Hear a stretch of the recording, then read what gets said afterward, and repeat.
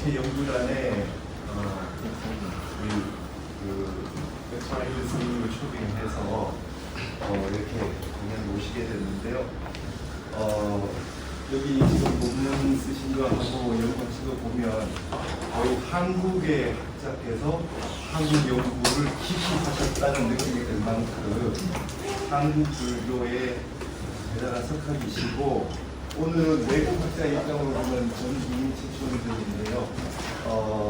이 화랑, 삼국유사, 그다음 고려의 천태, 의천, 준혁, 우리가 알고 있는 모든 그 한국 불교사의 주제들을 많이 깊이 있게 다뤄주셨다는 그런 되게 석학이시니까 우리 선생님의 강의를 한국어도 잘 하신다고 하니까 부담 없이 좀 잘 듣도록 하겠습니다. 박수로.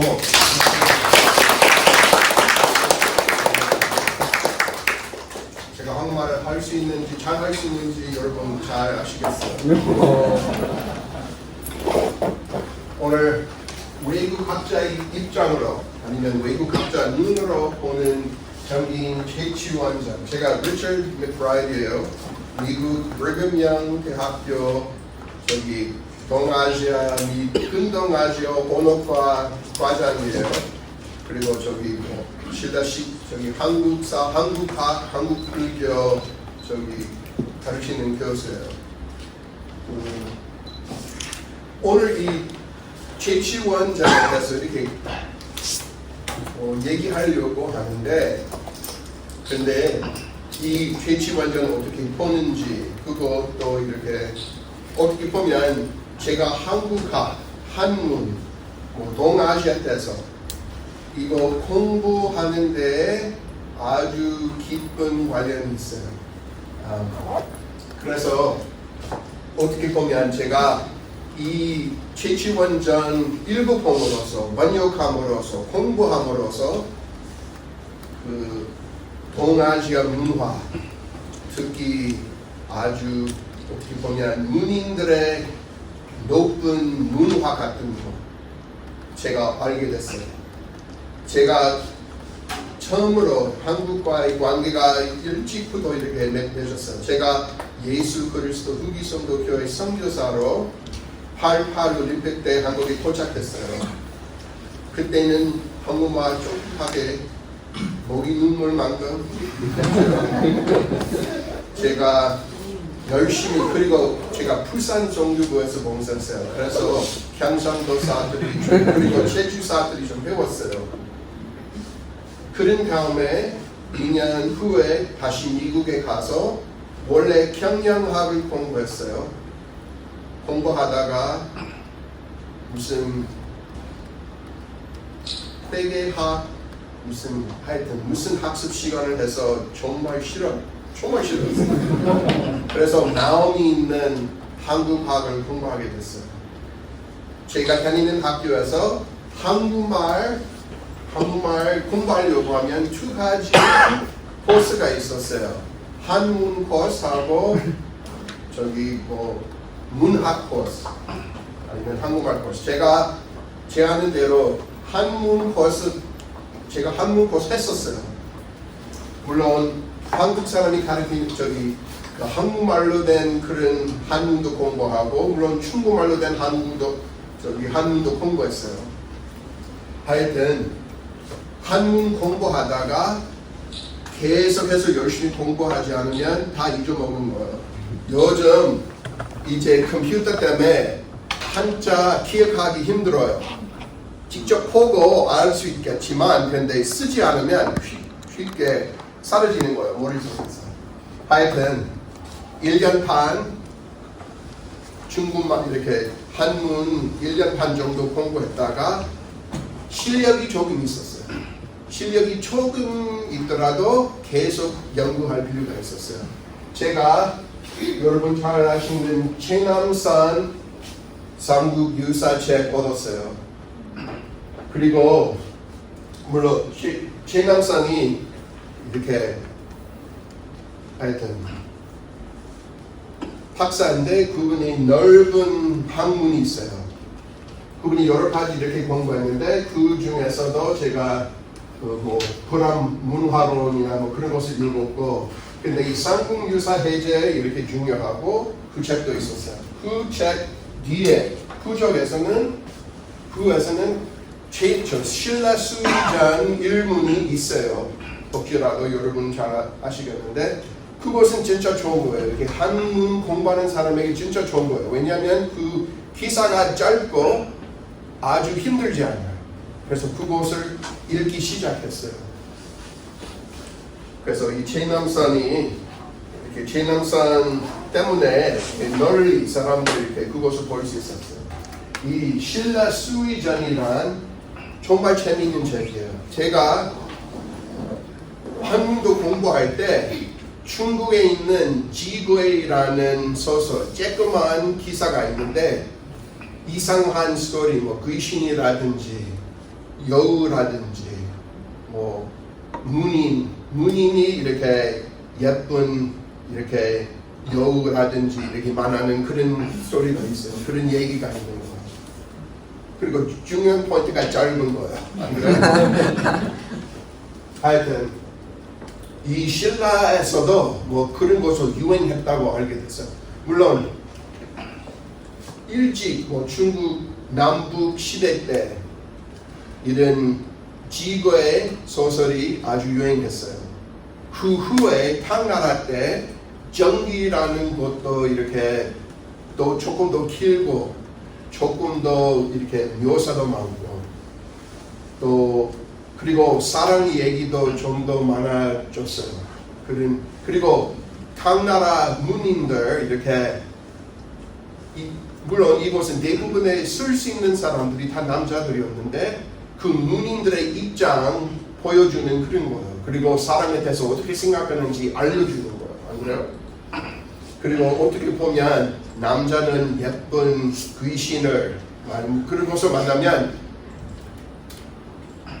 이것은 약간 이상하고 이렇게 조심해야 되는 그런 관계예요. 어떻게 보면 안 그래요? 하여튼 한국에서도 그런 소설, 그런 스토리가 그런 전통 있었을 거예요. 그런 책도 많았겠지만 이제는 없어요. 그런데 조선 고려시대 삼국유사, 조선시대 태평통제, 필환잡기, 삼국사 서려, 대동문구 군업 등 여러 책에서 이런 조그만 일문이 있는 거예요. 신라 수의전 아니면 수의전이라는 책에서 이런 스토리가 있었어요. 한국 학자들 물론 너무 똑똑해요. 내가 할 수 없을 정도 이것을 잘 공부하고 근데 한국 학자들이 계속 그리고 어떻게 보면 기본적으로 사람들의 걱정이 작가 누구예요? 누가 썼는지 그것은 어떻게 보면 학자들이 어떻게 시작했는지 누구 때문에 이것을 우리가 못 받았어요 생각하는 그런 사람이에요. 그래서 이 신라 수의전이란 여러 가지 이렇게 신라 수의전 작가에 대한 여러 가지 학설이 있어요. 솔직하게 얘기하면 이 사람들의 학자들의 입장이 설명하기 약간 복잡해서 그리고 나에게 이것이 어떻게 보면 중요한 포인트 아닙니다. 그런데 제가 조금 얘기하도록 하겠어요. 나의 생각은 최치원전이란 있기 때문에 어떤 사람들이 이 작가가 신라 최치원이라고 이렇게 생각하는 거예요. 최치원이 중국에서 물론 그 과거 시험도 이렇게 합격하고 중국 정부에서 일하고 유명하게 됐어요. 황소 반란에서 유명하게 된 거예요. 그리고 그분이 물론 멋있는 한문을 쓸 수 있었어요. 제가 그분이 쓴 저기 사산 비문 있죠. 유명한 사산 비문. 그거 제가 영어로 번역했는데 이지관 스님 하여튼 거기서 번역했는데 아직은 출판되지 못했지만 솔직하게 얘기하면 최치원 정말 똑똑한 사람이었어요. 믿을 수 없을 정도로 그분이 시를 쓰면 그리고 쓰면 노자, 도덕경, 장자 하여튼 여러 가지 책 다 언급하는 거예요. 모든 중국사, 문학사 뭐 그런 거 알아야 그분이 이해할 수 있는 거예요. 정말 똑똑해요. 그래서 그래도 중국에서는 이 지거의 때때로 제가 한국말 얘기하면 중국 발음도 나오는 거예요. 죄송합니다. 지거의 소설 그리고 전기 소설 그분이 그거 당연히 알았을 거예요. 중국 사람에게는 진짜 유명하게 이렇게 돌아다니는 유명한 그런 것이었어요. 아주 하여튼 그래서 최치원이 썼다고 생각하는 학자가 있어요. 그리고 우리 최남선 선생님이 그 고려 박일량이라는 문인도 이렇게 했을 거라고. 증거가 많이 없지만 저도 왠지 이 최치원전이 박일량 썼다고 생각하지만 솔직하게 얘기하면 증거 없어요. 전혀 없어요. 그리고 일리안 삼국사기 읽어보면 신라 이전이란 얘기하는데 이런 책에서 얘기하는데 이 군청명이라는 분이 이렇게 그거 썼다고 말하는 거예요. 그래서 이 신라 이전하고 신라 수이전하고 무슨 관계가 있는지 학자들 그것에 대해서 토론하고 있어요. 논쟁이라 하기 힘들어요. 그래도 그냥 하여튼 계속 그런 얘기하고 있어요. 이 최치원전이란 재미있는 거예요. 이 13개의 일문을 생각하면 가장 긴 거예요. 가장 멋있게 쓴 그런 글이에요. 그리고 이 최치원전이라는 것은 태편 통제에서 보존하게 된 거예요.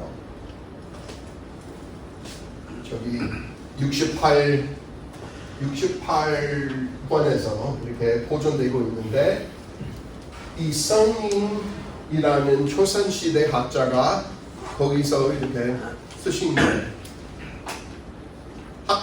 한국 학자들 아주 좋은 이렇게 설명을 했는데 이 최치원전 보면 첫 부분하고 마지막 부분이 삼국사기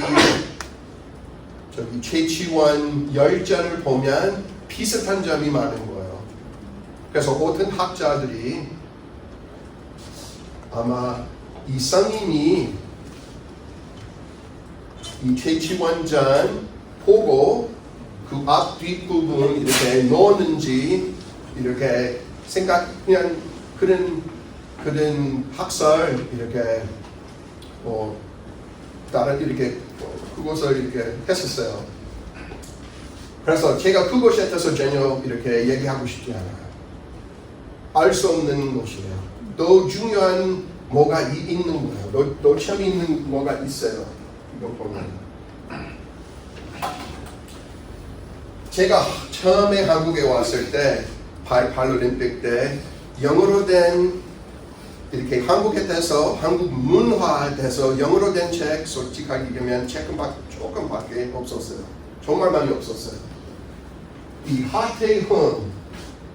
하태훈이라는 학자가 연대에서 가르치셨고 그분이 물론 한문 읽을 수 있는 분이었는데 그분이 여러 가지 이 시리즈가 있었어요. Korean Cultural Series가 있었는데 4가지 책이 있었어요.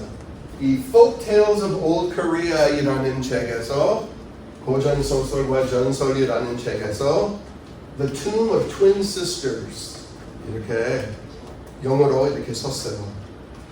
내가 선교사 때 그 책을 샀고 한국 사람 이해하기 위해서 그리고 제가 부산 근처에서 이렇게 봉사하고 있었기 때문에 한국사, 특히 신라사, 불교사 그런 관심이 생겨가지고 그곳에 읽었어요. 그래서 제가 그것도 읽었고 나중에 이렇게 원문을 봤을 때 그 완전히 그냥 똑같지는 않았지만 그런데 비슷한 점이 있었어요. 그래서 그냥 제가 조금 알게 됐어요. 하태훈. 그리고 학생 때 대학원 다닐 때 이 신라수의전 그 일문 계속 영어로 읽고 영어로 번역하고 있었어요. 이 프리츠 바스라는 그 네덜란드 사람 그분이 쓴 논문 제가 읽었어요. 그분이 유럽에서 한국학 시작하는 분이었어요. 어떻게 보면 그분이 일본하고 한국말 이렇게 공부하고 라이든 대학교에서 1958년부터 1983년까지 가르치셨고 한국말 공부하는 사람들, 특히 유럽에서 공부하는 사람들 그분 밑에서 이렇게 공부했었어요. 그분이 제가 신라 시대에 관심이 있기 때문에 제가 신라사 그분이 이렇게 김유신 관련된 김유신전 아시다시피 삼국사기 열전을 보면 김유신 열전이 세 권이에요. 진짜 긴 거예요. 그래서 그분이 이것에 대해서 논문 2개 했고 그리고 삼국유사 삼국유사 보면 김유신 관련된 재미있는 전설이 많아요. 하여튼 그분이 한국 종교 관련된 책도 독일말로 이렇게 공부했고 그리고 Tales of the Extraordinary An Inquiry into the Contents, Nature and Authorship of the 수의전이라는 논문 썼어요. 그래서 제가 그거 공부하게 됐어요. 이것을 통해서 이렇게 한국말로 공부한 신라 수의전 공부한 한국 학자들의 논문을 이렇게 처음으로 알게 됐어요. 그래서 이 프리츠 바스로 이렇게 제가 알게 된 거예요. 그분이 대부분의 그 일문 다 영어로 번역했고 최치원전 빼고 너무 기니까 그래도 다른 논문에서 그분이 이것은 중국에 있는 중국 문학에 있는 유산굴이라는 그 전기 소설 그 관계가 있다고 그분이 강조했었어요. 제가 그것에 대해서 조금 더 얘기하겠어요. 그래도 그거 하기 전에 한국 소설에 대해서 전기 소설에 대해서 조금 생각해 봅시다. 그 여러 가지 소설이 있어요. 물론 이런 종류가 어떻게 보면 약간 소양의 영향을 있다고 말할 수 있는데 그런데 우리 토론하기에 어떻게 보면 좋을 수도 있어요. 하여튼 애정 소설이란 있다고 생각하고 이렇게 말해주세요. 이성을 그리워하여 풀리는 마음, 사랑, 연정에 대한 그런 얘기. 전기소설이나 지구에서 특히 전기소설, 사랑과 선녀나 요정 또는 위신사의 사랑이에요. 내가 학생 때, 선교사 때, 그 후에 학생 때 홍콩 영화 많이 생각해요. 나만큼 나이가 있는 사람들 생각하면 홍콩 영화 생각하겠어요. 안 그래요? 그리고 그것에 대해서 조금 얘기하겠어요. 왜냐하면 제가 학자로서 직접적으로 이렇게 물론 그 시대 때 홍콩 영화는 옛날 전설 같은 그런 얘기, 천녀 유혼이라는 그것이 진짜 유행했어요. 그리고 여러분 한국 사람들이 이제 한류 때문에 한국 배우가 너무 유명하다고 생각하지만 80년대 한국 사람들 홍콩 배우에 대해서 진짜 미쳤어요. 너무 좋았어요. 그리고 그래서 어떤 면에서 이런 선녀, 요정, 귀신, 구미호라든지 생각하면 돼요. 그래요?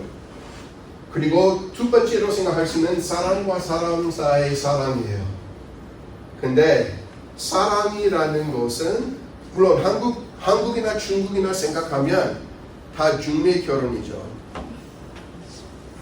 결혼이 얘기는 어떻게 보면 결혼하고 이렇게 사랑에 빠지고 결혼한 것이 아니고 결혼하다가 사랑에 빠지는 것이 그것이 진짜 사랑 얘기잖아.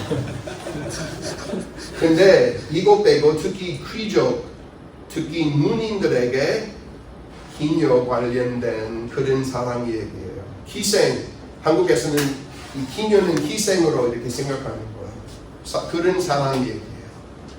어떻게 보면 오래가기 이룰 수 없는 그런 사랑이지만 그런데 진짜 사랑으로 볼 수 있는 그런 거예요. 우리 스토리는 바로 그런 스토리예요. 근데 그래서 그 애정 소설이란 있다고 할 수 있고 그리고 그 외에는 위협 소설이란 있죠.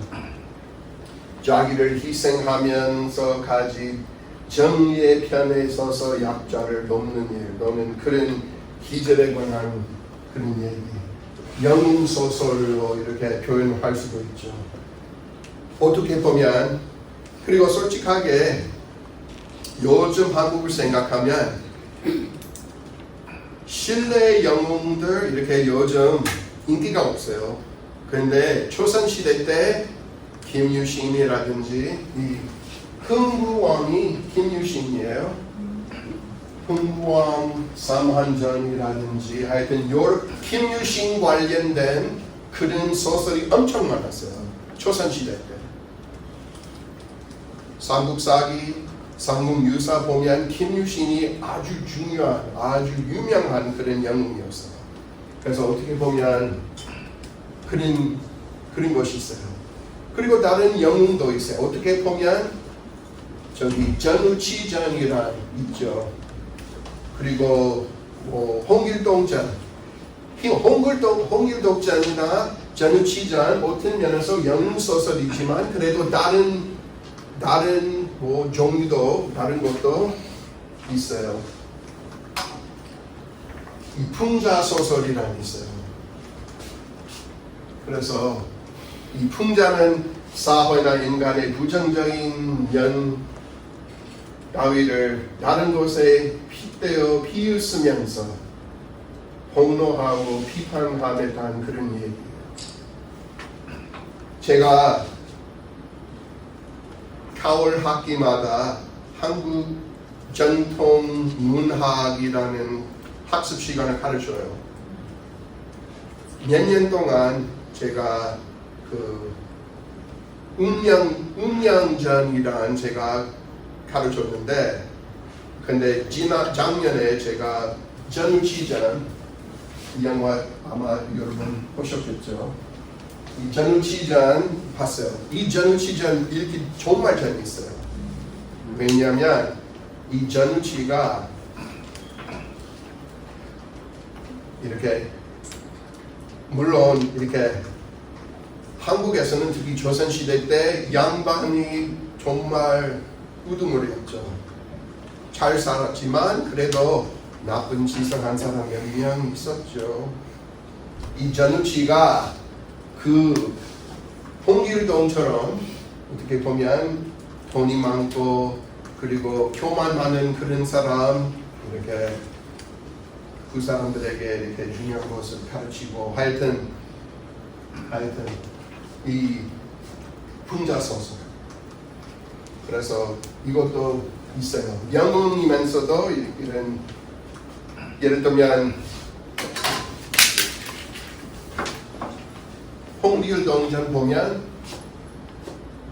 그 스토리가 시작할 때 중요한 포인트가 그 소자 아니면 소월이 너무 힘든 상황을 이렇게 가리키는 거예요.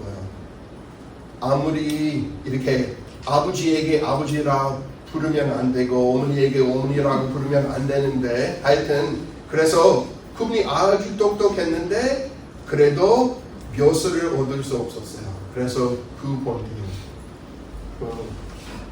이 전우치전에서 또 다른 뭐가 있죠. 내가 가장 좋아하는 것은 이렇게 양반들 큰 파티 하는데 무슨 희생들 많은 집에서 홍길동이 그 전우치가 이상하게 모든 사람들의 모든 양반들의 와이프가 이상한 꿈을 꾸게 하고 그리고 남자들 그 찬식할 때 그분들에게 멋있는 여자들 바로 그분들의 와이프였어요. 그래서 남자들 정말 화난 거예요. 갑자기 자기 집으로 가서 와이프에게 가르치고 왜 그래 하여튼 그거 정치 힘으로 그렇게 한 거예요. 약사 소설도 있어요. 인간 사회가 가져온 편찬의 모습 또는 그 기록. 어떻게 보면 그 영웅 소설하고 이 약사 소설, 김유신 관련된 그런 것이 많아요. 그리고 전기 소설이라는 있어요. 그래서 있을 수 없는 희한 일을 내용으로 한 그런 얘기. 아마 여러분 크모 신화 들어보셨겠죠. 크모 신화가 전기 소설집 이렇게 그것이 대표적인 한국의 전기 소설집이에요. 희하고 환상적인 색채가 지닌 그런 얘기. 그래도 크모 신화 있기 전에 이 최치원전이 있었어요. 어떤 면에서 최치원전은 물론 전기 소설이에요. 그리고 중국 학자들, 중국 전기 소설 공부하는 중국 학자들 최신에 나온 이 몇 권의 이렇게 그 전기 소설 문집 이 최치원전 들어가 있어요. 그리고 마지막으로 명혼 소설이라는 게 있어요. 명혼 소설. 그래서 생사를 달리하는 남녀 간의 관계를 다루는 그런 얘기예요. 살아있는 남자, 죽은 여자 사랑 얘기예요. 아니면 이것도 어느 학자들 시의 소설이라고. 이 시에 약간 표현이 좀 특이하죠. 산 남자와 죽은 여자의 사랑을 그린 애정 소설. 그래도 실내 수위전에서 몇 가지가 있어요. 물론 최치원전도 있고 그리고 수삽성남이라는 스토리도 있어요. 아주 짧은 스토리예요. 성남이라는 남자가 죽었는데 그 여자친구 그런데 죽은 상태에서 여자친구를 방문했었어요. 자기의 부모가 받아들이지 못한 여자친구에게 방문했고 그리고 이렇게 머리에서 성남이라는 그 가지가 있었는데 그 여자에게 주고 같이 그분의 집으로 가게 된 거예요. 담을 넘었을 때 그 남자가 사라졌어요. 나중에 그런데 그리고 그 집 사람들 아마 날 생각은 이 성남이라는 사람 진짜 와이프가 아마 아닌가. 그 여자에게 왜 왔냐. 그 남자 이렇게 만났다고 하여튼 드디어 관을 열고 그 성남이 있다고 그리고 남자가 다시 살아있게 됐어요. 그리고 20년 동안 100년 해로 했었대요. 하여튼 그런 얘기. 우리 스토리는 최치원전 여러 가지 그 다른 이름이 있는 거예요. 상료군이라도 상료군, 선료홍대 다 있어요. 또 삼국유사에서 아주 유명한 어떻게 보면 명혼 소설이 있어요. 이것은 도하녀 피현남이라는 그런 스토리예요. 안 그래요? 이 스토리에서는 그 신라 진지 왕이 죽은 후에 예쁜 동화녀에게 나타나서 우리 와이프 되겠다고 이렇게 얘기해서 아기를 낳고 피현랑이에요. 이 피현랑 어떻게 보면 뭐 역사적으로 보면 저기 그 김춘추 아버지예요. 그 스토리예요.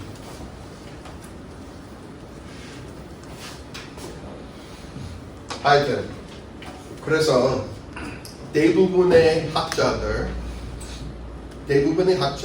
이렇게 저기 그 최치원전 보면 가장 비슷한 스토리가 이 유산굴이에요. 이 유산굴이 어떻게 보면 가장 오래된 소설이에요. 전기 소설이고 길고 이 유산굴이란 중국에서 소개됐는데 저기 이 장작이라는 분이 썼는데 그래도 이것은 중국에서 사라졌어요.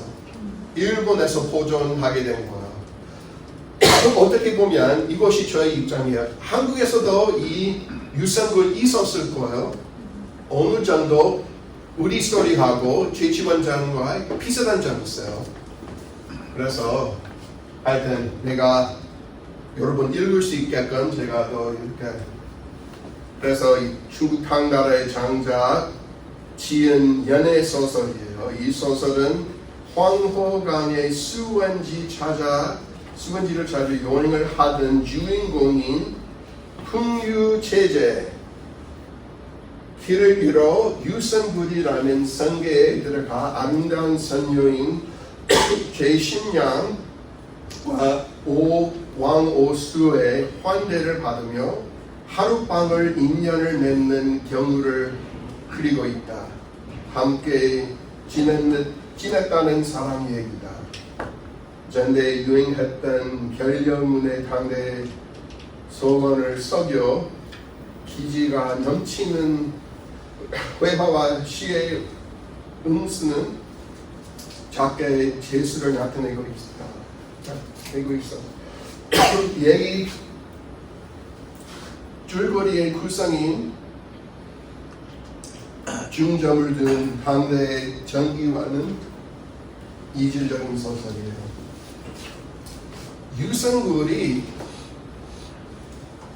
어떻게 보면 그래서 이 풍유제사 실력이 있는 남자예요. 이 풍유이라는 것은 물론 한국 사람들이 풍유 생각하면 화랑을 생각하는 거예요. 그런데 이 풍유이라는 것은 솔직하게 얘기하면 중국식 그런 문화에서 사용하는 그런 표현이에요. 그리고 이 풍유이라 생각하면 아주 자유롭고 귀족 남자들, 특히 귀족 남자들 이렇게 노는 그런 문화적인 그런 표현이에요. 이것이 어떻게 보면 미학이에요. aesthetics. 물 마셔야 돼요.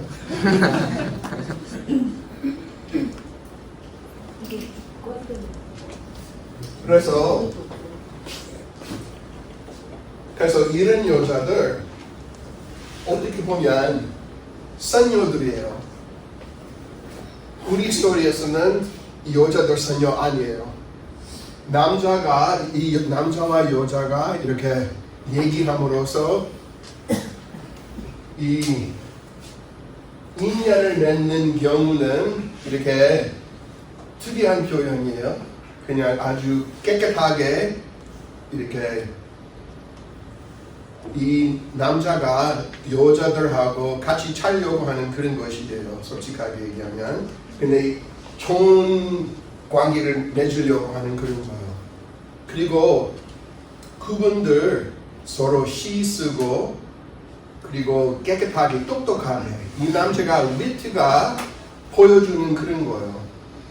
어느 정도 이렇게 이 두 여자하고 이렇게 시를 쓰고 보내고 납시도 쓰고 하여튼 이런 관계가 있는데 우리 스토리와 그곳은 어떻게 보면 비슷한 거예요. 그리고 두 여자와 한 남자가 있는데 그렇기 때문에 많은 학자들 비슷한 점이 있고 비교적으로 이렇게 공부하는 거예요.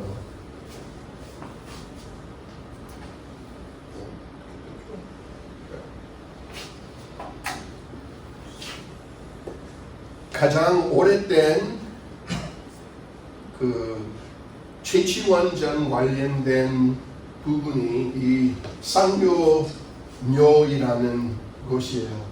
육조 사적편류이라는 책은 장동이라는 송나라 분이 쓰신 거예요. 12세기 때 이분이 진사가 이렇게 1138년에 합격했고 그래서 그때쯤 아마 이 책 쓴 거예요. 이 스토리가 우리 스토리하고 비슷한 거예요. 한국말로 번역하면 상묘궁리에서 당과 같이 말하였다. 계림 사람인 최치원이라는 자가 있었는데 당나라 강부 연간에 율수현위에 임명을 되었다. 일찍이 조현관에서 쉬고 있었는데 그 앞 언덕에 상여군이라는 풀리는 무덤이 있었어요. 그 내력을 물었으나 아는 자가 없었기에 시를 지어 위문하였다. 그날 밤 감동한 두 여자의 일으로 사위를 표시하면서 저희들은 원래 선성문, 개화현, 마양향에 사는 장씨의 두 딸입니다.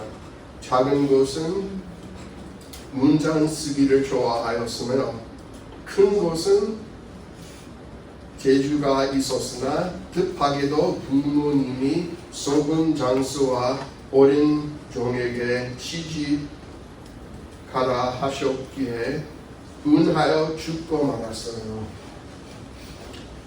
전부 6년 이곳에 같이 묻히게 되었다라고 말하였다. 술을 마시고 얘기를 하다 날이 밝자 헤어졌다. 율수현 남쪽 백십이 되는 곳에 있다. 그래서 이 스토리는 기본적인 스토리예요. 그래서 작가들 이렇게 한국 학자들 말하는 것은 이것이 기본적인 스토리, 나중에 고려시대, 조선시대 만든 건지 아니면 이미 최치원 스토리 있었는데 이것은 요약인지 누가 알 수 없어요. 기본적인 거예요. 그래도 최치원전 읽어보면 이 전모 윤년이라는 글자가 없어요. 그리고 다른 곳은 비슷한 거예요. 중국에서 상류군이 있어요.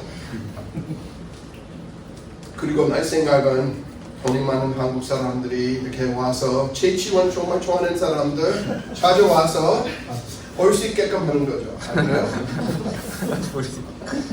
왜냐면 옛날 사진들이 이거 약간 깨끗하게 했었어요. 그런데 현재 중국 강서성 고순현 거기 상류군이 있어요. 물론 중국에서는 최치원이 유명한 사람이에요. 어떻게 보면. 왜냐하면 그분이 똑똑하게 쓴 편지 때문에 황소 반란 때 유명하게 됐어요. 그리고 하여튼 중국 양주에서 최치원 기념관이 있어요. 아마 물론 우리는 알 수 없겠지만 다시 중국에 갈 수 있을지도 모르겠지만 요즘 세상 보면 솔직하게 얘기하면 제가 중국 돈 많이 가지고 있었는데 옛날에 코비드 있기 전에 1년에 2번씩 중국 가서 학교에 학술 대회 다녔거든요. 근데 요즘 하여튼 학자들 다 알겠지만 중국 상황이 좀 다른 거예요. 하여튼 중국 통 다 한국 통으로 바꿨어요. 언제 갈지도 모르겠는데.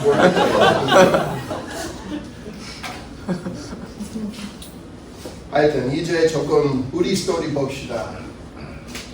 그래서 최치원전의 등장인물 봅시다.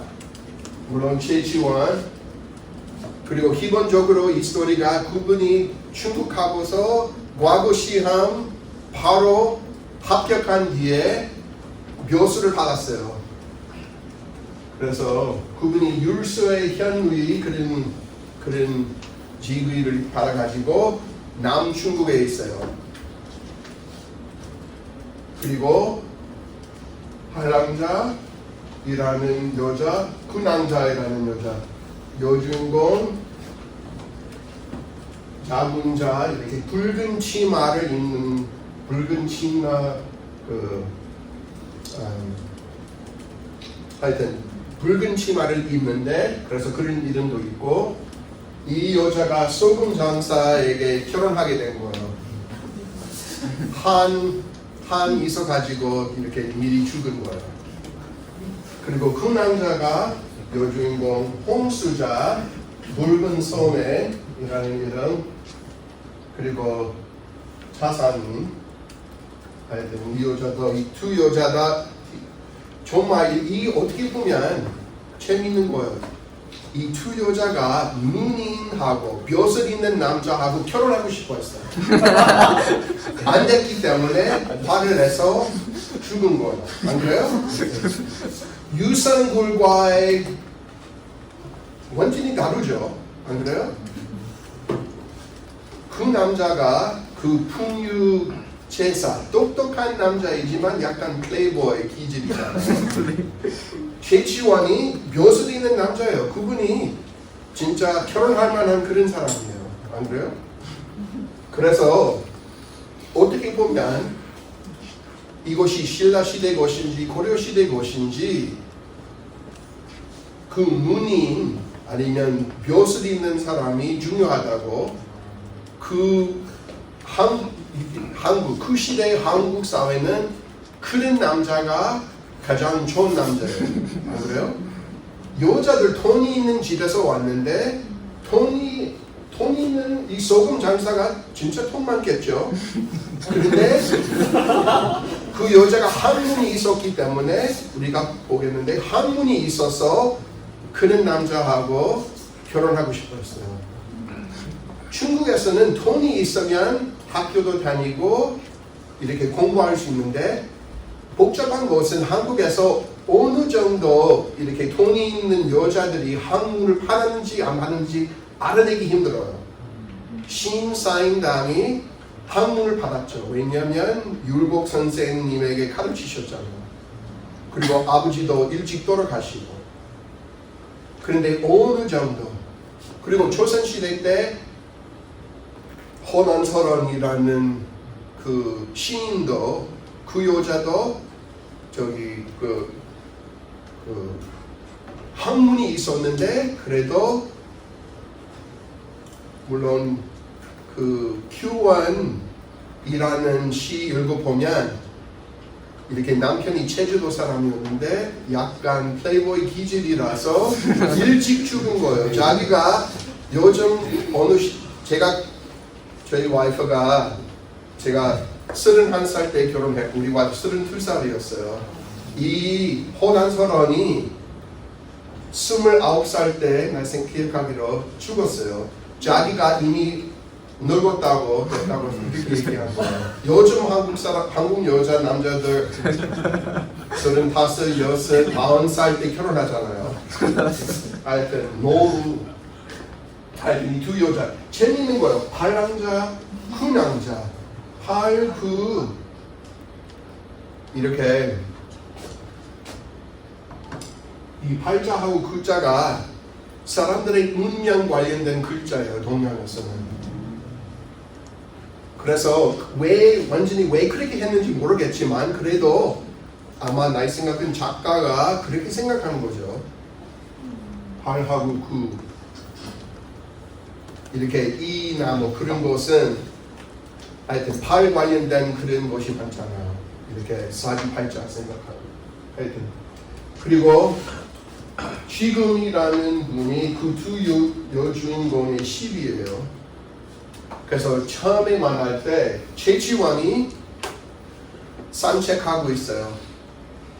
일하고서 상여분도 보고 이 상여분이란 누구 것인지 물어보고 그냥 시 낙서를 했잖아요. 시로 낙서하면 중국에서는 괜찮아요. 시 쓰면 다른 것은 안 되고 근데 시 쓰면 돼요. 하여튼 우리가 알아보는데 이렇게 지금이 이렇게 멋있는 시 썼기 때문에 지금이 나타나서 그분들하고 이렇게 대화하기 시작하고 중매 어떻게 보면 이렇게 중매로서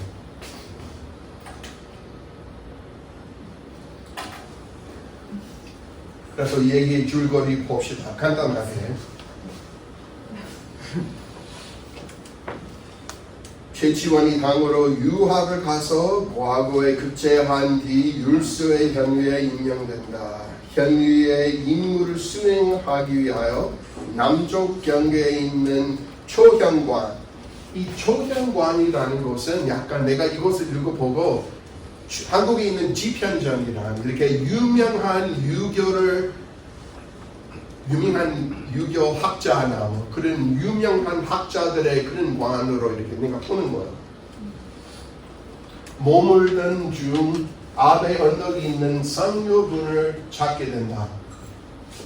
이 초현관 앞에서 상여분을 만들었다는 여자들 그런 남자하고 결혼하고 싶었기 때문에 거기서 묻었잖아요.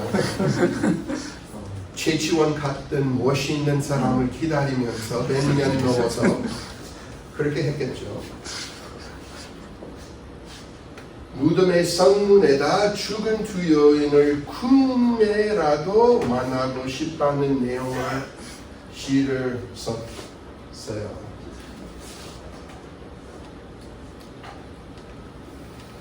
전녁 무렵 아리따운 여자가 반남자 그 남자가 준 붉은 주머니 2개를 들고 나타난다. 나타난 사람이 바로 그 취금이에요.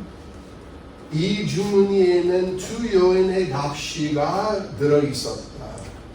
시의 내용은 최치원이 만나자는 제의에 응낙하는 것이었다. 신부름온 여자는 두 여인의 시녀로 이름을 지금이라 하였다. 그래서 주문 이것이 복주문이에요. 이 주문이 이렇게 요즘 여자를 만나면 우리 큰아들 고등학교 고3 이렇게 졸업했어요. 대학교를 시작하겠어요. 요즘 사람들 만나면 뭐 이렇게 제목은 뭔지 이렇게 물어보잖아요. 그냥 텍스트에 보내도 되느냐 하고 이렇게 물어보잖아요. 아니면 스냅챗 내가 스냅챗 없는데 스냅가 여러분 아시죠? 스냅은 뭐냐 이렇게 물어보는 영어로 그렇게 What's your snap? 그렇게 젊은 사람들 그렇게 하는 거예요. 옛날에 훨씬 더 이렇게 사람을 만나려고 하면 아주 좀 더 좋은 것을 볼 수 있죠. 하여튼 이것이 그 시예요. 누구의 집 2달이 묻혀있는 이 무덤인가? 척척한 황천문에서 가는 봄을 얼마나 원망하는가? 모양과 그림자 시냇물에 비치는 달에 부질없이 남아있고 이름을 묻은 먼지에게 묻기 어렵도다.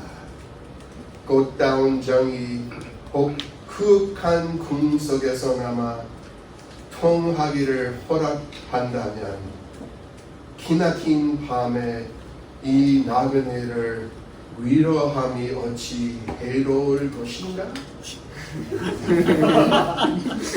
메론 요관에서 만약 은우의 밀회를 한다면 그대와 더불어 낙심불을 이어 부르리로다.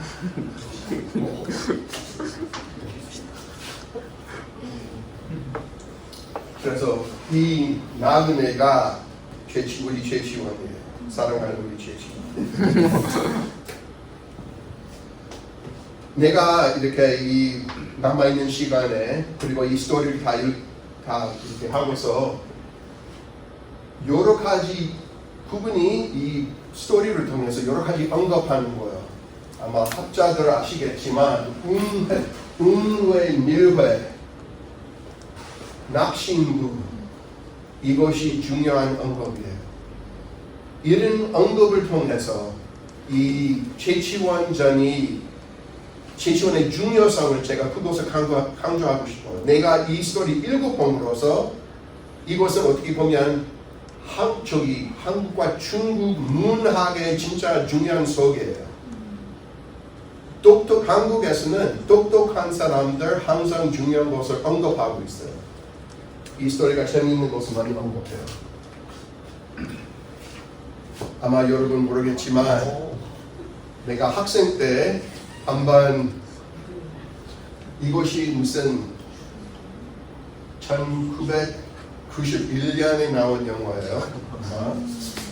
그 주머니의 중요성 강조하고 싶어요. 들어갈 때는 내가 젊을 때 왕조현이 진짜 유명한 그런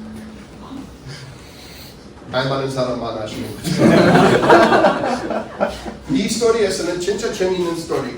어떻게 보면 천녀 유혼과의 관계가 있는 거예요. 천녀 유혼 때문에 이런 스토리 엄청 많이 만났어요. 그때 80년대, 90년대. 장화구가 우리 영웅인데 길거리에서 나쁜 사랑왕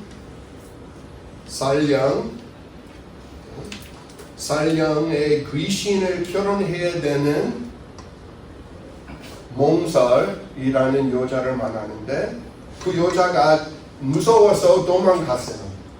무슨 마을 제사 때문에 산신에게 바치는 거예요. 여자 무서워서 도망갔어요. 근데 이 이 영웅이 그 여자를 만나서 드디어 자기의 마을로 데리러 갔는데 조그만 주머니 주었죠. 그리고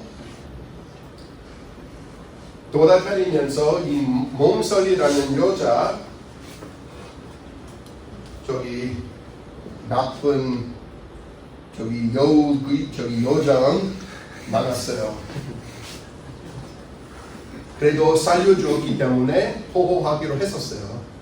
하여튼 나중에 우리 영웅이 그 여우를 이렇게 만났는데 치료를 준 거예요.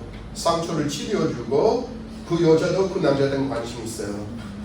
그 남자가 이 몽설이 준 주머니 보고 자기도 청아이라는 이름 그 사람 이렇게 지어줬는데 이 여자도 청아이라는 자기의 이름 있는 주머니도 주었어요.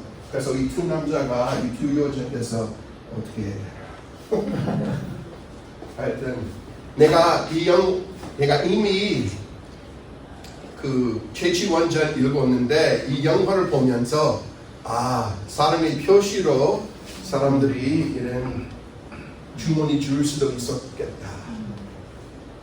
스토리에 가끔 나는데 근데 영화에서는 많이 보지 못했었어요. 그런데 이 영화를 보면서 이것이 진짜 이럴 수도 진짜 그렇게 그냥 중국에서는 이런 것을 기획한다고 내가 이렇게 생각했어요. 물론 이 스토리는 중국에서 나타난 스토리죠. 물론 주문회가 준 거죠.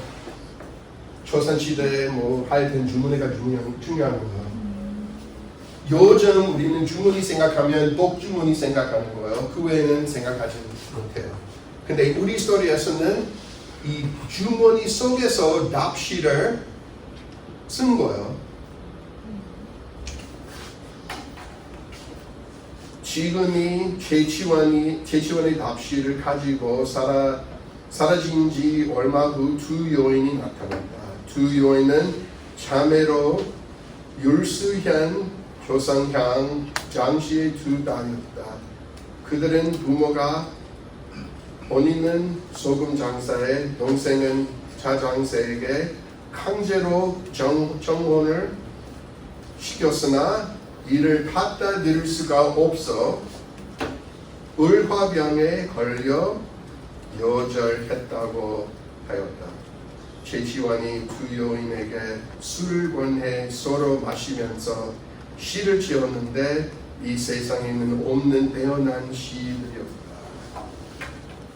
물론 그런 시 제가 이렇게 알려줄 시간이 없는데 그래도 여러분 읽어보면 언급이 많은 그런 시예요. 어떻게 보면 나의 입장에서는 그 유산굴 시 아주 위트가 이렇게 재미있게, 근데 이 시는 그 사랑의 저기 중국 뭐 한나라 때 그리고 고대 중국 하여튼 사랑 얘기 언급하는 그런 시 엄청 많아요. 그래서 이 스토리를 폼으로써 중국 문학의 소개를 이렇게 그냥 받았어요. 하여튼 제치원이 시를 읊조리다가 음악을 곁들이자고 하였고 이에 큰 왕자가 시비지금에게 노래를 시켰다. 셋이 취하게 되자 그는 노충과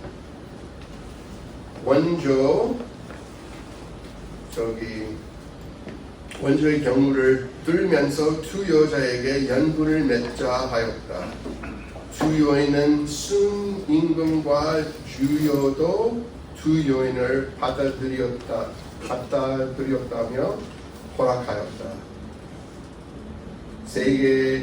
베개 하나의 이불을 깔아 셋이 동침하였는데 그 사랑의 곡침함은 이루 말할 수가 없었다. 그래서 운유의 밀회를 이렇게 했고 하여튼 두 여인을 이렇게 만나게 됐고 그리고 이렇게 하여튼 여러 가지 연분을 이렇게 인연을 이렇게 맺었어요. 내가 우리 와이프 처음에 만났을 때 인연이 있어야 되겠다고 이렇게 했죠. 인연이 있으면 그분들 무슨 인연이 있었는데 그렇기 때문에 그렇게 된 거예요. 그런데 그 인연이 짧은 인연이에요.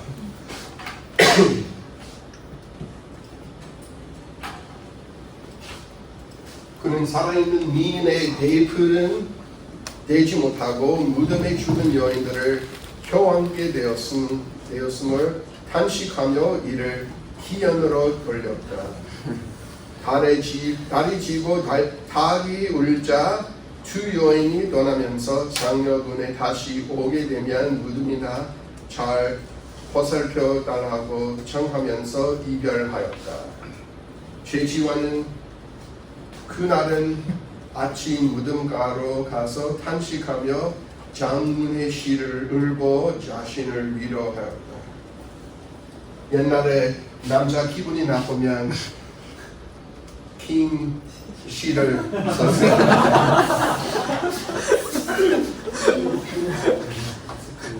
요즘 욕말하고 안 그래요? 차였으면 욕하도 하고. 근데 우리 제치원 다른 사람이죠.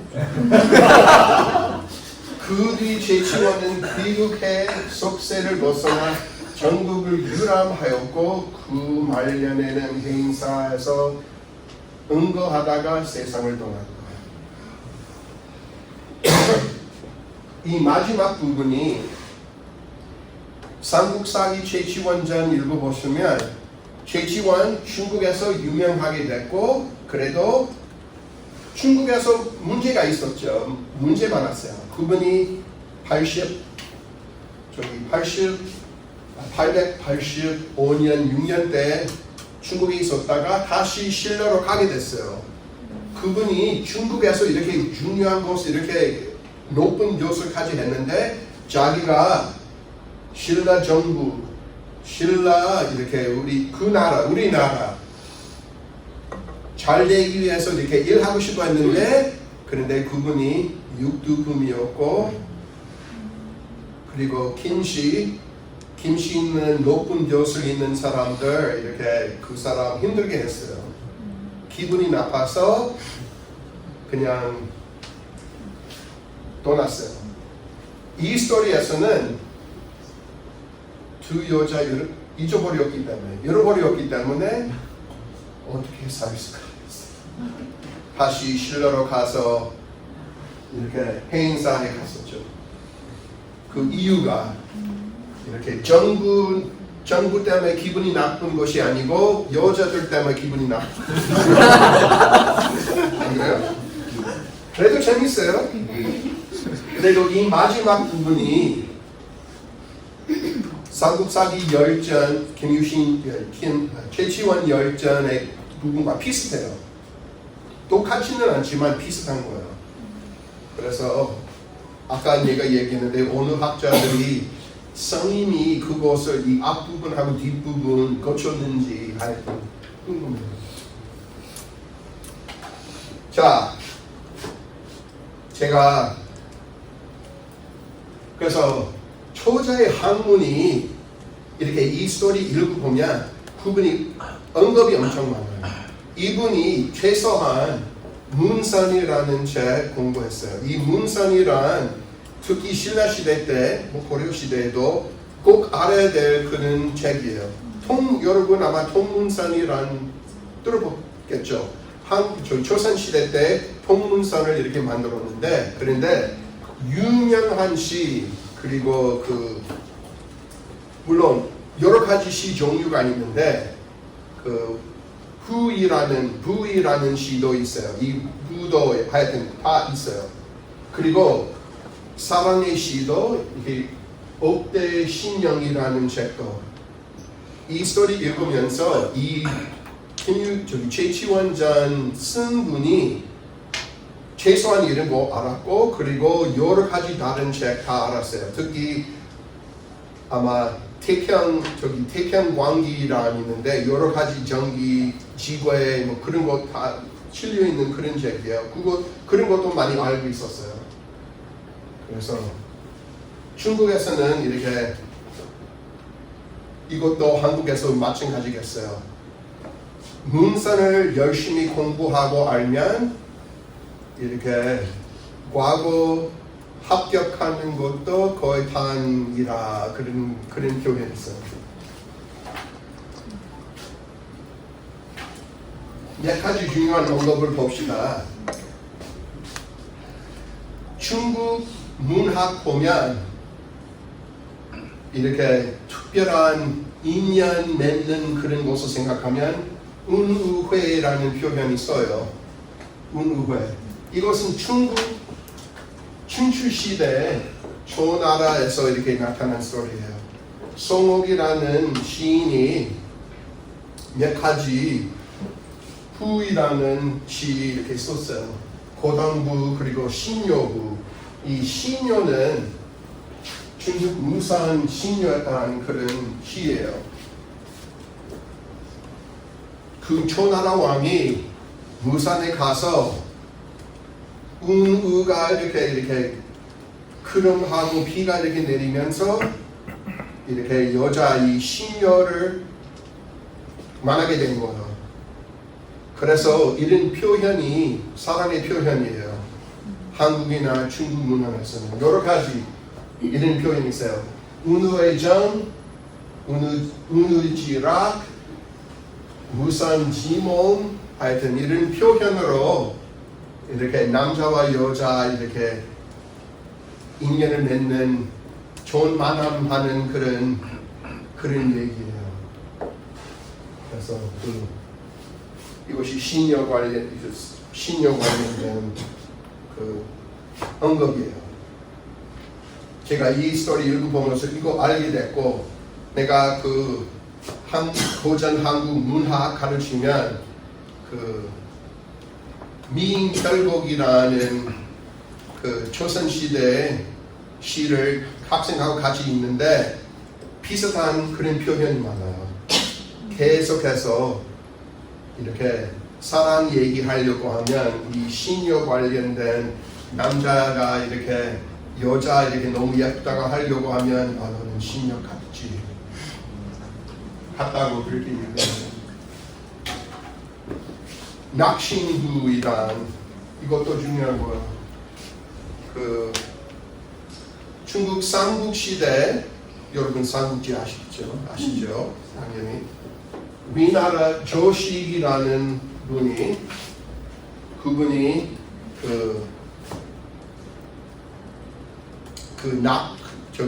낙수에서 거기 그 낙수에 있는 그 신에 대해서 이렇게 글도 썼어요. 어떤 학자들이 그 낙신이라는 신이 복희의 딸 봉비라는 사람으로 이렇게 보는데 그런데 중국에서는 또 다른 그 이론이 있어요. 또 다른 스토리 있어요. 그 이설이 있다고. 이 낙신전이란 있거든요. 그 약간 전기 소설이에요. 그리고 이 남자가 이 조식이 알고 있었던 정말 예쁜 그 견왕후가 있었는데 이 견왕후가 221년에 죽었어요. 이 스토리에서는 그리고 이 청경부 이 낙신부가 처음으로 청경부이라는 이름이 있었어요. 그리고 이 청경부는 이 견황후에게 너무 예쁘다고 이렇게 쓰게 되었고 그런 관계에 있어요. 하여튼 이 낙신이 예쁜 여자, 예쁜 귀신. 어떻게 보면 그 낙신이 봉비라면 복희 이것이 진짜 뭐 중국 시조라고 생각할 수 있는데 중국 시조의 딸 그 낙수의 신도를 이렇게 볼 수 있는 그런 거예요. 그래서 아마 두 가지일 수도 있는데 그런데 돌아가신 예쁜 여자를 생각하면 이 낙신전과의 관계가 있을 수도 있죠. 그렇게 보면. 그리고 그 제7번의 첫 번째 승시 볼 때 그분이 낙신부를 이렇게 또 하고 싶다는 거예요. 이렇게 완성하고 싶다는 거예요. 그래서 어떻게 보면 제7번이 그 두 여자들이 약간 그 낙신과의 관계가 있다는 거예요.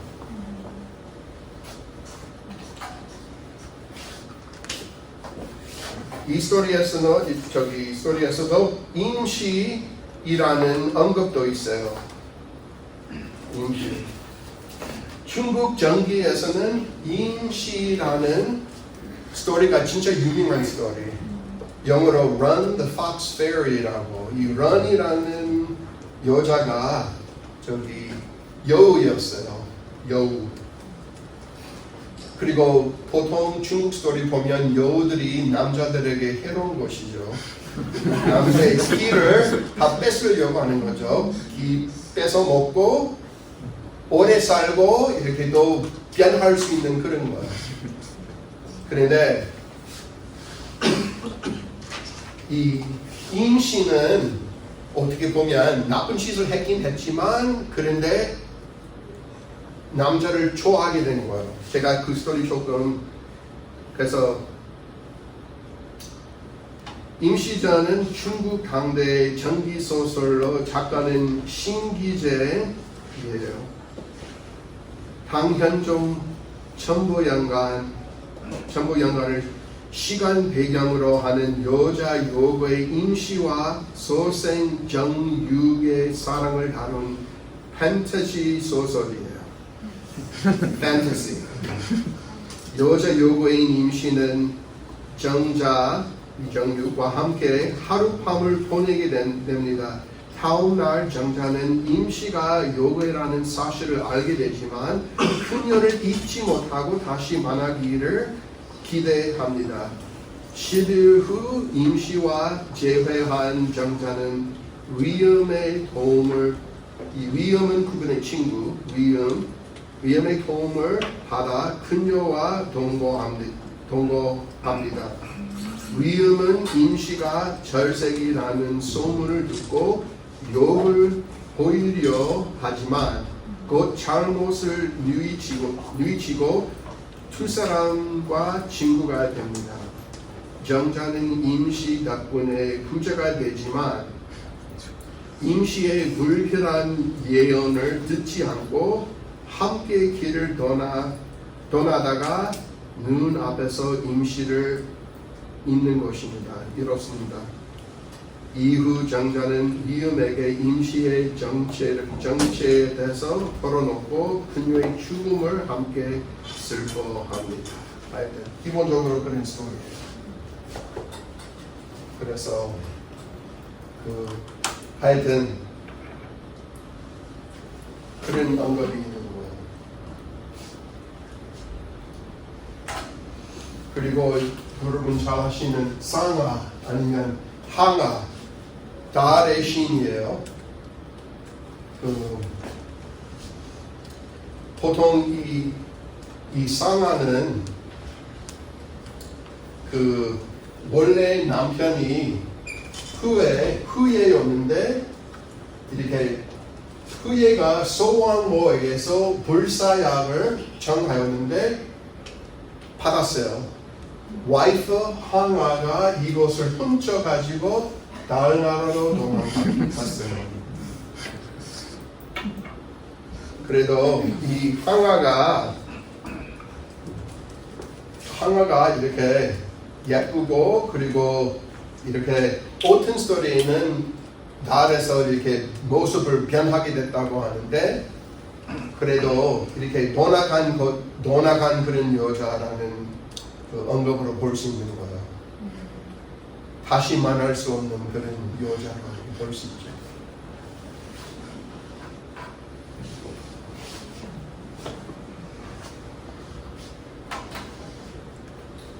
그리고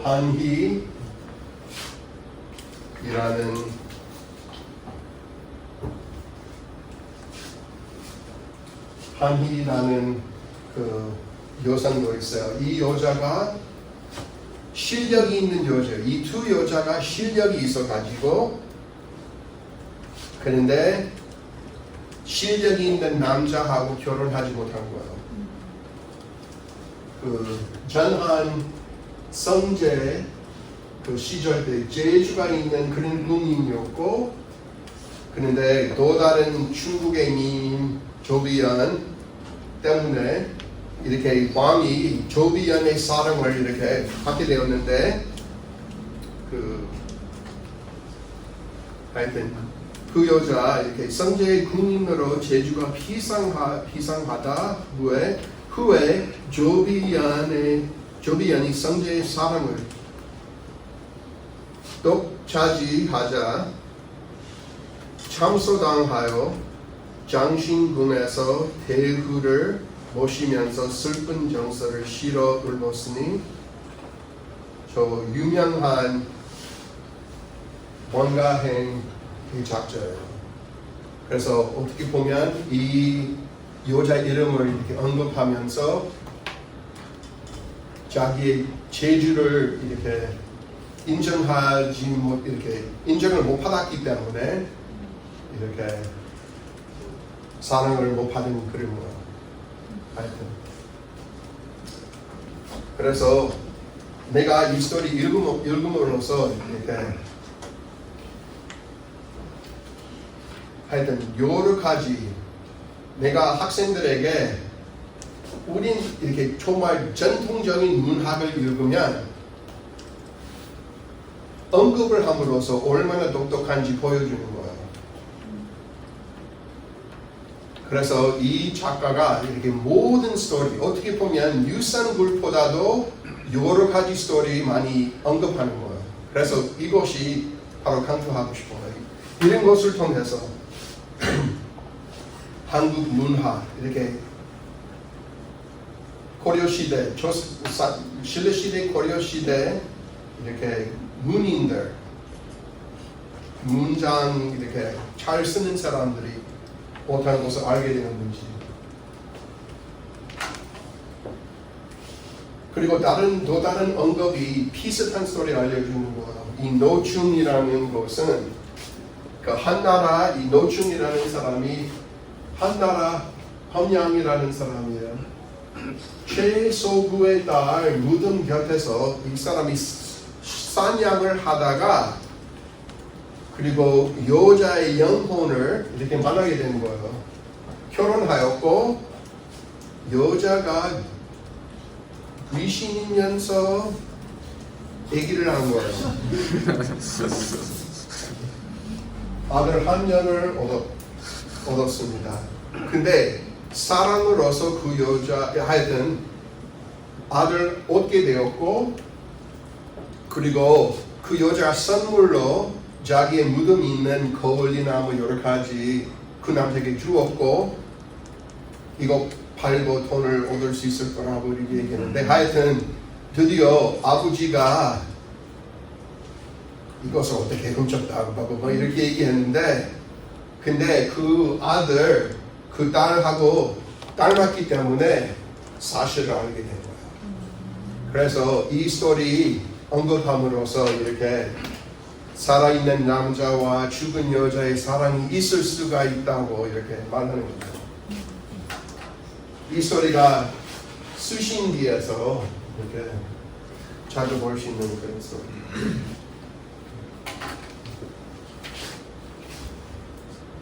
그리고 이렇게 한 남자와 두 여자가 큰 판타지잖아요. 큰 판타지. 순임금과 주유이라는 소리 있어요. 순임금이 여러분 잘 아시다시피 순이 여임금의 두 달 결혼하게 됐어요. 아시다시피 순이 아버지가 정말 좀 힘든 사람이었고 그리고 여임금이 진짜 좋은 사람을 찾으려고 했었어요. 진짜 좋은 임금 이렇게 찾아가야 되는데 그래서 이 남자가 아버지가 좀 힘든데 그래도 욕도 하지 않고 그래서 이 남자 이렇게 시험하도록 하겠어요. 우리 두 달 그분에게 시집하게 하고 왕이 되도록 하였어요. 그래서 이것은 이런 언급이 한 남자는 두 여자 참에 결혼하게 된 그런 스토리. 그리고 삼국시대 오나라 주유가 아마 삼국지에서 아마 여러분 아마 그분 많았을 거예요. 어떻게 보면 약간 화랑 같이 생겼잖아요. 그분이 건의 중랑장으로 송권을 떠나 조조를 적벽해서 크게 무질렀어요. 당시 동호에서는 효단의 두 딸을 대교와 소교가 최고 미인이었는데 대교는 손책, 소교는 주유와 결혼하였습니다. 근데 어떻게 보면 우리 스토리에서는 주유가 둘 다 결혼했다는 이해가 있어요. 그래서 제가 조금 헷갈려요. 이곳은 그래도 그 두 자매가 이렇게 그렇게 된 거예요. 하여튼 이런 언급함으로써 이 스토리 이렇게 어떻게 보면 중국 문학 이렇게 중국 문학의 속에요. 그리고 한국 신라 시대인지 고려 시대인지 모르겠지만 문학을 진짜 잘 알고 그리고 스토리로서 언급함으로써 이런 것을 다 이해할 수 있다고 이렇게 중요한 포인트를 이렇게 강조할 수 있어요. 마지막으로 천녀유혼이라는 스토리에서 이렇게 그 셋이서 같이 시간을 즐기면서 이제는 영화관이나 뭐 그런 곳에 갈 수 없죠. 댄스 파티 할 수 없죠. 옛날에 사람들이 이렇게 즐기려고 시간을 즐겁게 하려고 하면 같이 씻는 거예요. 그래서 우리 책에서는 기련이라는 표현 사용하는데 기련 그것은 그래서 이것이 태율이라는 한시 생각할 수 있어요. 한시의 10시에서는 이렇게 한 사람이 2줄 쓰고 다음 사람 또 쓰고 그래서 기련은 누가 시작하고 다음 사람 이렇게 쓰고 또 쓰고 계속 쓰는 거예요. 그래서 12구까지. 그 천녀 유혼에서는 그 남자가 그 여자 귀신하고 이렇게 사랑을 나누고 같이 씻는 거예요. 그래서 이것은 그 하여튼 이 영화에서는 영웅이 그 죽은 여자에 대한 그림을 얻게 됐어요. 그 그림에다가 이렇게 사랑 시를 썼어요. 우리 스토리에서는 여러 가지 그 하여튼 여러 가지 언급을 쓰는 그런 시 썼어요. 그래서 하여튼 이 최치원전으로 귀족 아니면 학문이 있는 사람들이 어떻게 시간을 즐겁게 보냈는지 그리고 얼마나 학식을 이렇게 보여주는 그런 방법도 이렇게 알 수 있게 됐고 그리고 어떻게 보면 문인의 문화가 그러니까 우리가 이해할 수 있는 그런 거예요. 그 어떻게 보면 이 풍류나 풍월 이것이 동양 미학의 개념이에요. 그 물론 한국에서는 최치원이 최치원이 이 풍류이라는 것은 화랑과의 관계가 있다고 그분이 썼어요. 근데 어떻게 보면 그 학문이 있는 사람들이 즐겁게 자기가 얼마나 똑똑하게 보여주는 그리고 어떻게 보면 이렇게 남녀 관계에 대한 재미있는 언급을 이렇게 하는 그런 언급을 통해서 어떻게 보면 그 풍류가 있는 거죠. 어떻게 보면 이것이 귀족의 문화예요. 그리고 이 스토리 읽어봄으로써 사람들이 평가하면 시간이 있으면 취미로 어떠한 시를 알게 됐고 어떠한 시를 좋아하게 됐고 옥대 신양이라든지 문산이라든지 그리고 한국 사람도 중국 사람, 일본 사람 마찬가지로 이 지구와 전기 관련된 그런 소설 아주 관심이 많았어요. 중국에서는 청나라 때까지 계속 그런 스토리 유명하게 됐고 한국에서도 이런 이상한 얘기, 그 재미있는 얘기, 귀신 얘기 지금도 이렇게 유행해요. 그래서 아마 이 사람도 쓰는 사람도 이렇게 태평광기에 있는 그런 지구의 소설이나 전기 소설 아니면 수신기 하여튼 학식이 넓어요. 하여튼 그 내가 이 최치원전으로서 이렇게 동양 사상이라든지 동양 문화라든지 그리고 옛날 삼국시대,唐나라 때, 고려시대 학식이 있는 사람들이 어떻게 사랑에 대해서 표현했는지 알게 된 거예요. 이런 스토리를 통해서 어떻게 보면 이렇게 그 시대의 판타지, 그 시대의 그냥 그 사람들의 마음을 이해할 수 있는 거예요. 자, 끝났어요. 정말 여러분 고생 많으셨어요. 너무나 멋진 강연을 해주신 우리 맥파레그 교수님께 또 다시 한번 박수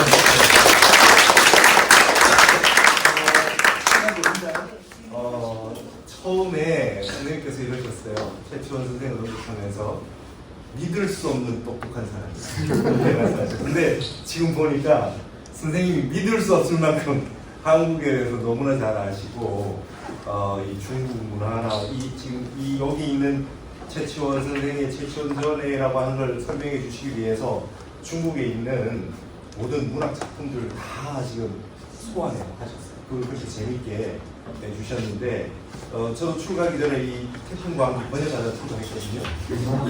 여기에 있는 전기가 기별할 기자예요. 그래서 우리나라에 있는 모든 스토리 라인이 중국에도 있었고, 근데 선생님께서 말씀하신 것은 이 최치원전 안에 중국에 있는 모든 전기나 지계 소설의 양상들이 다 담겨 있는데 중국 거보다 더 다채롭다는 말씀을 해주신 거예요. 그래서 굉장히 대단한 거고, 또 선생님께서 굉장히 잘 한국인이 가장 이 지계나 전기에 있어가지고 가장 우리가 많이 접했던 게 천녀유혼이라는 영화였어요. 근데 그것도 원래 포성룡의 요제지라고 하는 천녀이혼이라는 작품에서 나온 거거든요. 근데 그거의 근원이 되는 작품들이 중국 작품과 최치원전이라는 말씀을 해주신 거고, 굉장히 아주 이 어떻게 동양학, 동아시아 한국학을 연구하는가라고 하는 그런 전목을 보여주신 것 같아요. 그래서 너무 대단한 모습을 보여주셨고, 그리고 첫 번째 앞에서 멋진 말씀을 해주셨어요. 원래 한국에 오셨다가 경영학, 회계학을 경쟁 회계학을 하셨다가 다시 마음이 있는 한국학을 하고 싶어서 내가 한국학을 전공했다는 그러셨죠? 네. 너무 마음 있는 한국학이라는 말씀. 이제 한국 때문에 먹고 살고 있어요. 여기 질문하실 분 있으면 그래도 좀 질문 좀 받아볼까요? 궁금하신 분 있으면 질문을 좀. 예, 선생님. 지금도 선생님.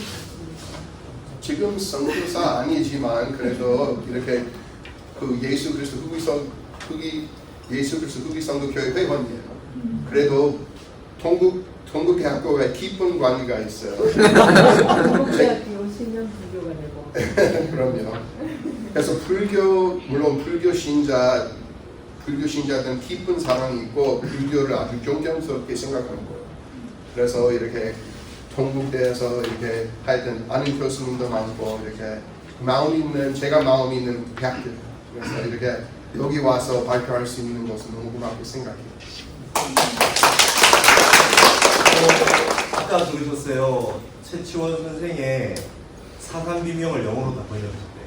그럼 사삼비명 읽어보셨죠? 사륙별령으로 돼서 너무나 읽기 어려운 한문 문장입니다.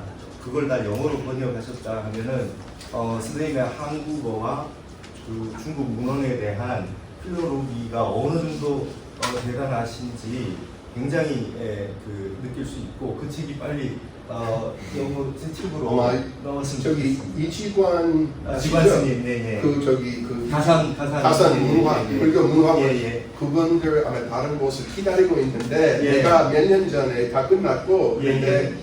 다른 하여튼 내가 신라 시대 저기 고승 피명 예. 제가 다 영어로 번역했거든요. 우와. 다른 고려 시대, 조선 시대 다른 분이 번역하고 있는데 예. 그곳을 아직도 이렇게 기다리고 있는 건지 모르겠어요. 근데 제가 코비드 있기 전에 2019년 때 가산 불교 문화원 가서 이거 혹시라도 언제 나오는지 제가 가서 직접적으로 물어봤거든요.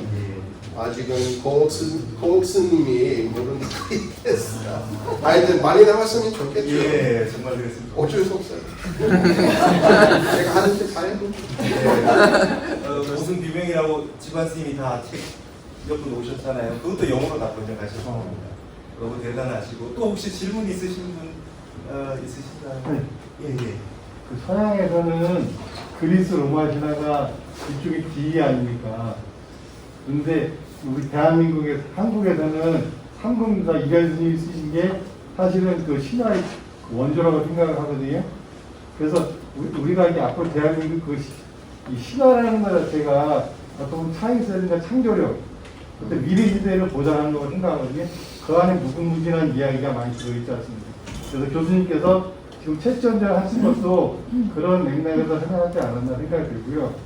그래서 이런 그 삼국유사나 그런 쪽에 기이한 이런 거에 대해서 우리가 좀 더 어떻게 앞으로 발전할 수 있는 게 좀 도움이 되지 않을까 한번 말씀을. 솔직하게 얘기하면 제가 선교사 때 그냥 한국 고대사, 특히 신라사에 대한 관심이 많아졌어요. 그래서 어떻게 보면 제가 소양에서는 신라사 깊이 공부하는 학자예요. 제가 접학이 없어요. 고대 신라 공부하는 학자예요. 어떻게 보면. 그리고 제가 자라나면서 그리스 신화, 로마 신화 등 관심이 있었어요. 그런데 제가 한국에 와서 한국 특히 삼국유사 이렇게 읽게 되었고 정말 이렇게 어떻게 표현할까요? 이렇게 아주 좋아하게 됐어요. 이렇게 소양에서는 사람들이 한국의 문화 그리고 기본적인 그런 것을 이해하지 못했기 때문에 내가 열심히 하면 그것을 하여튼 많은 사람들에게 알려줄 수 있어요. 그래서 지난 30년 동안 계속 한국 문화, 특히 신라 시대사 그리고 뭐 신라 관련된 그런 얘기 엄청 많아요. 비유적으로 많아요. 그래서 그런데 잘 설명하려고 하면 모두 다 알아야 되는 거예요. 그것이 힘든 거예요. 그래서 그냥 할 수 있는 한 그리고 한국 사람들 정말 재미있는 스토리 엄청 많아요. 그것을 그냥 할 수 있는 한 그냥 제가 소개하고 있어요. 그리고 요즘 한국 사람들이 열심히 하고 있어요. 인터넷에서 재미있는 얘기, 뭐 블로그나 뭐 그런 것이 많죠. 그리고 그 신화가 새롭게 현대 사람들 좋아할 수 있게끔 한국 K-드라마나 뭐 그런 것이 있죠. 아니면 영화나 뭐 그런 것이 있죠. 그래서 그것은 이 옛날 스토리가 지금도 한국 사람들에게 중요하다고 알게 되면 다른 사람도 그 중요성 알 수 있어요. 제가 이상한 사람이에요. 옛날사, 고대사 좋아하는 사람. 물론 제가 고대에서 살았는지 내가 잘 어울릴 수 있는지 모르겠지만 그런데 내가 그냥 그 시절 좋아해요. 그리고 하여튼 한국 사람들에게는 진짜 중요한 거예요. 왜냐하면 어떻게 보면 한국 문화의 뿌리예요. 그래서 그것을 이렇게 더 많은 사람 공부하고 알리면 좋은 거예요. 나만이 해결할 수 있는 것이 아니에요. 선생님께서 원래 이제 최초원절을 이번에 해주셨는데요. 원래 또 이제 주제로 하나 생각하셨던 게 화랑세기였어요. 화랑세기는 아직까지 우리 학계에서도 정식으로 제대로 뭐 이렇게 정규의 사학적인 부분으로 연구를 안 하고 있는데 선생님 그걸 교수님께서 해주시려고 하시다가 최초원절을 하셨는데 제가 봤을 때 우리 선생님의 연구 방법을 우리가 굉장히 배워야 됩니다. 뭐냐면 여기 지금 풍류라고 하는 풍월도라고 하는 최초원 선생의 난남비 소문이 있어서 풍류 사상이라고 하고 있지만 그게 텍스트가 별로 없잖아요. 그런다고 했을 때 여기 있는 이런 최치원전과 같은 이런 문헌을 가지고 문화와 그다음 거기 있는 문학적인 요소를 노출해서 중국과 다 비교하고 그거에 비해서 중국의 풍류와 뭐가 다른가를 지금 다 설명해 주신 거예요. 그러니까 이러한 연구 방법이 우리가 고대 문헌이 많이 유실돼서 연구를 잘 못하고 있는 우리 입장에서는 이런 문화적인 그 다음에 이제 문학, 옛날 스토리 이런 부분들을 적극적으로 활용해서 연구를 해야 된다는 모습을 보여주셔서 우리에게 굉장히 중요한 우리 고대 사상사 그 다음에 신라 고려 연구하는데 굉장히 중요한 것을 보여주신 것 같아요. 뭔가 그런 걸 보여주시기 위해서 최치원전이나 파란세기 같은 거를 해서 그것에서 한국의 근원을 뿌리라고 하셨잖아요. 뿌리를 뽑아내야 된다고 말씀을 해주신 것 같은데요. 선생님 그 한국학 그다음에 이제 불교나 뭐 다 통과해서 한국학을 연구하는데 한국 사람들의 입장에서 연구자 입장에서 어떤 부분을 좀 가장 관심을 가지고 좀 중점적으로 좀 더 연구했으면 좋겠는지 그 선생님 보시기에 한번 좀 어떻게 해주시죠? 한국 사람들이 이렇게 한국학에서 무엇을 또 공부했으면 좋겠다는 그런 어떤 마음이 관점이나 어떤 뭐 이렇게 좀 이렇게 좀 했으면 우리가 외부에서 봤을 때 좀 부족해 보이시는 의견이 있으신가요? 솔직하게 얘기하면 부족한 게 없긴 없지만 근데 물론 요즘 어떻게 보면 그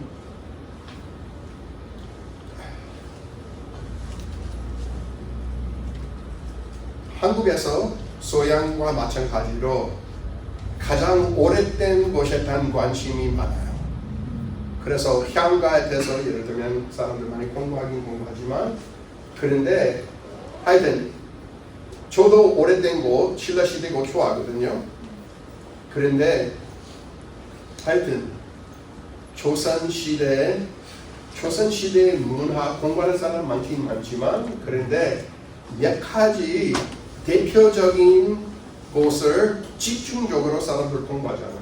그런데 그거 조금 예를 들면 홍길동 공부하는 사람 엄청 많아요. 그런데 그 전우치 전 공부하는 사람 별로 없어요. 그리고 예를 들면 김유신 전 공부하는 사람 몇 명 있는데 그런데 뭐 박시부인 전 공부하는 사람은 없어요. 예, 그래서 하여튼 그래도 불교학에 대해서 생각하면 내가 물론 신라 시대에 대한 관심이 많은데 제가 특히 화엄 사상을 주로 공부하는 그런 학자인데 그리고 불교 신앙, 관세음보살 신앙, 미륵보살 신앙, 그 아미타 신앙 하여튼 뭐 그것서 제가 최근에 그 신라 시대, 통일 신라 시대 때 정토 불교 관련된 책이었어요. 영어로 된 책. 자료가 엄청 많은데 조선 시대 불교를 공부하는 학자 많지는 않아요. 그래도 이제 점점 변하고 있어요. 조선 시대 불교를 알게 되면 이제 한국 이렇게 정말 지금 한국에 있는 한국 불교를 이해할 수 있는 거예요. 왜냐하면 그 시대 때 물론 그 일제 시대에도 이렇게 그것도 이렇게 공부하는 사람 몇 명 있는데 하여튼 그 조선 시대 불교를 이렇게 공부하는 그리고 그 불교 신앙 공부하면 한국 불교의 신앙도 부드럽게 더 멋있게 이해할 수 있을 것 같아요. 감사합니다. 문헌으로 볼 때는 스토리 같은 걸 굉장히 중요시하셔야 되고 그 다음에 많이 하고 있는 것 이외에 아직 못하고 있는 부분도 굉장히 많다. 그게 관심을 가져라. 그리고 불교 연구하는데 한국 불교 연구하는데 텍스트만 연구할 게 아니라 신앙적인 부분도 연구를 해야 한국적 특색이 드러나고 이런 말씀입니다. 예를 들면 제가 5월 초에 제니바, 스위스랜드 제니바시 아시죠? 거기서 컨퓨셔스 센터, 공자원 하여튼 중국 정부가 이렇게 지지하는 그런 컨퓨셔스 센터 있죠. 하여튼 제가 중국, 일본, 한국 종교를 비교하는 국제 학술 대회 다녀오는데 아마 그리고 어떤 사람들이 이렇게 하여튼 한국이나 제가 이렇게 예를 들면 그 사찰 아니면 뭐라고 하죠? 불교 공물 같은 거 파는 데가 있죠. 그리고 거기서 본투 안에서 이렇게 무슨 운마지 다라니 뭐 그런 거 하여튼 제가 그것에 대한 논문을 그거 관련 발표를 했었어요. 하여튼 아무리 한국이 중국과의 관계가 있어도 공통점도 많고 다른 점도 있어요. 그리고 뭐 중국에서는 신이 엄청 많아요. 조선시대 때 보면 그 성황이라는 신 있죠. 선왕으로 이렇게 변하게 됐는데 그런데 중국에서 여러 가지 예를 들면 소금을 파는 그런 사람들 믿는 신이 있어요. 그리고 예를 들면 그 배를 끌고 다니는 예를 들면 뭐 큰 배를 끌고 다니는 사람들도 또 다른 신이 있는 거예요. 어떤 학자가 저기 하버드에서 가르치는 친구가 혹시라도 그런 신이 한국에 있는지, 왜냐면 중국 사람들이 한국으로 이사온 사람이 많죠. 근데 그런 연구가 많지는 않아요. 북두칠성 신앙이 있죠. 그리고 뭐 여러 가지 하여튼 도교적인 그런 신이 있긴 있겠지만, 그런데 그곳에 대한 연구 별로 많지는 않아요. 물론 기본적으로 뭐 그 신중 동국 여지 성남이라든지, 그리고 그 세종실록 그 지리지 있죠. 뭐 그것에 대해서 어떠한 그 신을 모시는 장소가 있는지 하여튼 그런 연구가 있으면 한국, 중국, 일본 공통점, 다른 점 하여튼 이해하는데 중요한 거예요. 어떻게 보면. 또 그분들 질문하는 얘기. 그 교수님이 중국 그리고 한국 역사와 그 불교 문화에서 많이 알고 계시는데, 한국에서 이제 젊은 세대 들어오면서 불교와 역사에 관심이 점점 없어지고 있어요. 그 젊은 세대를 위해서 교수님은 어떤 이야기를 하고 싶은지 듣고 싶습니다. 우리는 이제 외국에서 와가지고 한국 불교 교육을, 문화 교육을 이런 많은 경험을 가지고 있는데, 한국에서도 이제 관심이 많이 가지게끔 그 젊은 세대를 위해서 어떤 이야기를 해주고 싶은지 좀 듣고 싶습니다. 그것이 진짜 어려운 질문이에요. 어떻게 보면 제가, 그리고 솔직하게 얘기하면 대학교 교수들이 특이한 사람들이에요. 아주 드물고 보통 사람들 좋아하지 않는 것에 대한 관심이 많죠. 그런데 옛날 책 그리고 역사를 공부함으로써 그 한국 사람들 이렇게 내가 어떠한 사람인지 어디서 왔는지, 예를 들면 신라시대 때, 고려시대 때 여성들이 이렇게 귀족에서는 남자 아무리 그 학문을 이렇게 많이 공부하지 못했어도 그래도 좀 더 자유롭게 생활할 수 있었어요. 조선 시대에 들어가면서 유교 사상을 강하게 받아들이고, 그리고 어떻게 표현할까요? 그리고 진짜 조선 시대 때 화편이 많아서 인구가 많아졌어요. 점점 농사 지을 수 있는 땅이 없어지면서 이렇게 예를 들면 신라 시대 때, 고려 시대 때 아버지, 어머니 돌아가시면 자녀들에게 땅이나 뭐 그런 것을 나누어 주었잖아요. 그리고 우리가 아는 것은 신라 시대 때, 고려 시대 때, 특히 고려 시대 때 모든 자녀들이 똑같이 받았어요. 이제 한국이 다시 그런 나라가 되는 거예요. 어떤 사람들에게, 내가 대학생 때 대학원 다니면서 한국 정부에서 일했어요. LA시에 있는 그 한국문화원에서 일했는데, 한국 정부에서 일하는 분들 우리나라가 대표적인 유교 나라로 이렇게 믿고 싶거든요. 그런데 그리고 한국에 대해서 이렇게 세상 사람들 한국 어떻게 이해하는지 그냥 어떻게 알릴 수 있어요. 근데 솔직하게 있는 정부 사람들 유교 관심 뭐 하여튼, 그런데 대부분의 한국 사람 그런 관심 없어요.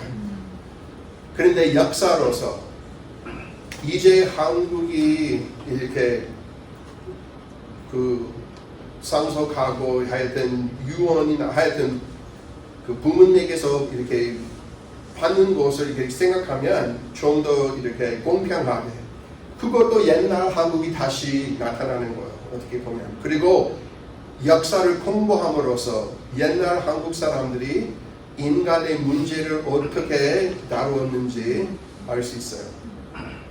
그리고 역사적으로 한국 사람들이 자기의 역사를 공부하면서 인간적인 문제가 비슷한 점이 많아요. 아무래도 옛날 사람들이 진짜 똑똑했어요. 우린 저기 예를 들면 그 이규보이라는 고려 시대 정치인하고 시인이었어요. 요즘 그분이 그 사랑하는 딸 죽었기 때문에 마음이 너무 아팠어요. 그 사람이 무엇이게 표현을 했었어요. 우리도 어떻게 표현하는지 그것으로 이렇게 공부함으로써 그 옛날에 쓴 사람도 동감이에요. 어떻게 보면. 그래서 그냥 그 옛날 사람들 컴퓨터나 뭐 그런 것이 없었기 때문에 그냥 우리에게 할 얘기가 없다고 생각할 수 있지만 그런데 공부함으로써 그 옛날 사람의 지식, 그 옛날 사람들의 지혜 받을 수 있는 거예요. 그래서 쉽게 말하기는 힘들지만 젊은 사람들에게 그런데 내가 학생들에게 가르치면 내가 패션 있게 가르치면서 이것은 나에게 중요하니까 몇 명이 그것을 공부함으로써 이렇게 그 사람도 마음을 이렇게 마음으로 느낄 수 있는 그런 거예요. 그래서 모든 사람 다 받아들이지 않겠지만 그래도 어떤 사람들 취미로서 그 옛날 것을 좋아하게 되고 그것은 우리에게 할 말이 있다고 알 수 있는 거예요. 이규보 선생이 딸을 잃었을 때 썼던 옛날의 그 시를 읽어봐야 한국인의 마음을 공감할 수 있다. 이 말씀해 주셔서 엄청난 말씀입니다. 정말 감사합니다. 제가 한국학 에세이라는 걸 쓰면서 그런 말을 했어요. 한국을 모르는 한국인도 없지만 한국을 제대로 아는 한국인도 없다. 정말 근데 선생님 모시고 진짜 공부하고 싶네요. 그렇죠? 정말 많이 해주셔서 감사하고요.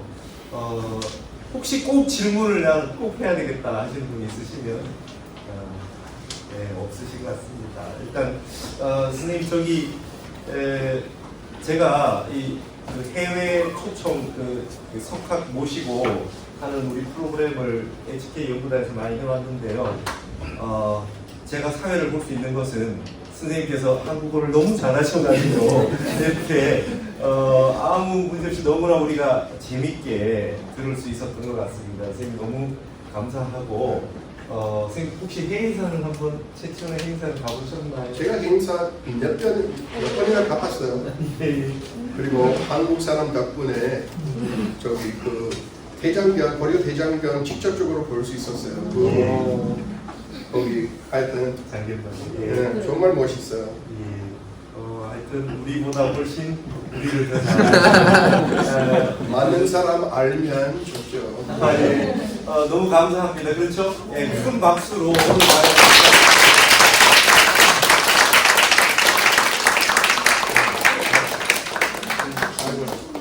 한국말 하는 약점을 이렇게 봐주셔서 아유,